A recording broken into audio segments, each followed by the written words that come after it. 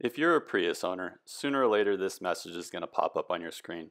It's nothing to freak out about, but it definitely needs attention.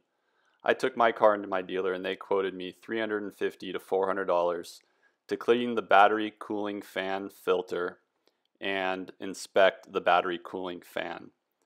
I thought, how hard can this be? I'm going to take a look, and I did some investigating and found that it's quite easy to perform this simple maintenance task.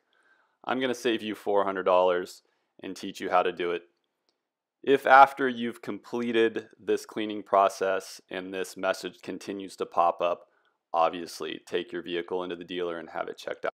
Alright, so today I'm going to teach you how to clean the air filter on your battery pack for a 2015 Prius V. This is the station wagon version. For this you really just need two simple tools. One is a ratchet with a 10mm socket, and then this is a special tool for removing different pieces of body part on cars, but you can use a standard flathead screwdriver.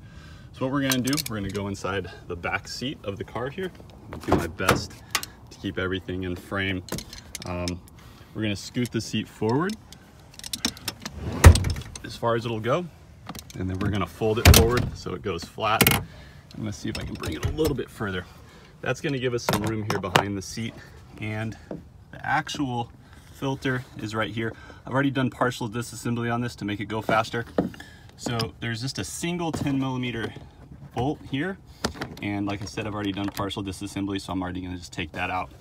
Once you have that out, the other side's just held in by just a clip. It's not even that tight, so you can pull it back and this whole thing folds back, exposing the battery pack, the fan, and to get this up and out of the way for you, you can take your other seat, and you're gonna see here, I'm gonna reach up, move it back, and look at that. It just holds it, keeps it out of your way, so it's not gonna bother you.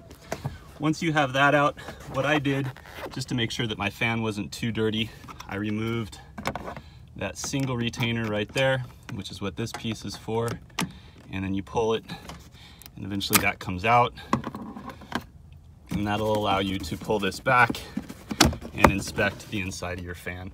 My fan's a little bit dirty in there, but not too bad, so I'm just gonna leave it. So once I have this out, that makes getting this piece down here all that much easier, and it's just a kind of a push-pull situation. Eventually it will come out. I'm gonna put the camera down to get it out. In the process of taking this out for the second time, I've removed quite a bit of the dust, but what you'll see, the screen, it's completely clogged. That side of the screen is what the whole thing looked like before. So I'm gonna take this, wash it under some water, get it cleaned up, be right back. All right, so there she is, all cleaned up, nice and clean, almost like brand new. My dealership today quoted me $400 to do this. $400 to do this same process that I just showed you how to do in 3 minutes. All right, now that I've got it reinstalled, I just wanted to show you. When you look under here, you'll see that it fits nice and flush in there all the way along. You want to make sure that that is tight and locked in, because you don't want it falling out and a bunch of dirt being able to get back into your intake. If you can see over on the right hand side of the camera, there's a single cell. That screen has a tendency to get pushed in, so you want to make sure that it does get pulled out. I hope you found this video helpful. If so, please like and subscribe.